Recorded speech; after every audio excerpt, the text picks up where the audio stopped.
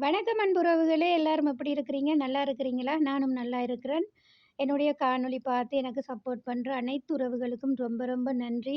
Subscribe பண்ணாம பார்க்குற நீங்க சப்ஸ்கிரைப் செய்துவிட்டு பார்த்தீங்கன்னா, அது எங்களுக்கு ரொம்ப ஒரு சப்போர்ட்டிவா இருக்கும். இது நான் உண்டாக்கின குட்டி தோட்டம். எனக்கு தோட்டம் செய்றன்டா ரொம்ப பிடிக்கும்.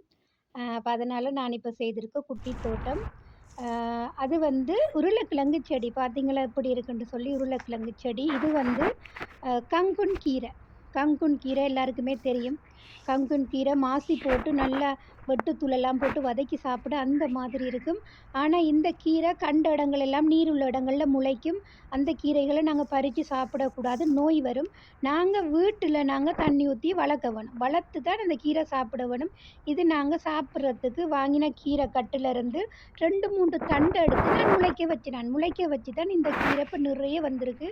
இந்த கீரை கிட்டத்தட்ட ஒரு 3, 4 வருஷமா அதே இடத்துல ஒவ்வொரு முறையும் வெட்ட வெட்ட வெட்ட செழித்து கொண்டு தான் இருக்கு கீரை. பாருங்க கீரை சாப்பிட்றது நல்ல அதுவும் ஃப்ரெஷ்ஷாக சாப்பிட்றது. பாருங்க உருளைக்கிழங்கு செடி இது. சமையலுக்கு வாங்குற உருளைக்கிழங்குல முளை இருந்தது. நாங்க அத உடைச்சு வீசக்கூடாது. நான் மண் பாத்தி செய்து அந்த உருளைக்கிழங்கு முளையெல்லாம் நாட்டி வச்சினான் பாருங்க. எப்படி இருக்குன்னு சொல்லி நல்ல சலசலன்னு முளைச்சு வந்துட்டுது. இப்ப கிழங்கும் இருக்குது. அதே மாரி தக்காளி பழம், சமையலுக்கு வாங்கின தக்காளி பழத்துல நாங்க வெட்டுற கழிவுகள ஒரு ஏனத்துல போட்டு விட்டோம்னு சொன்னா, அதுவும் கண்டுகளா வந்துரும். பாருங்க அது மாரி தான் நானும் செய்தேன். இப்ப நிறைய கண்டுகள் எடுத்து நாட்டி பூக்குது. இதுவும் இப்ப இனி காய்க்கும்.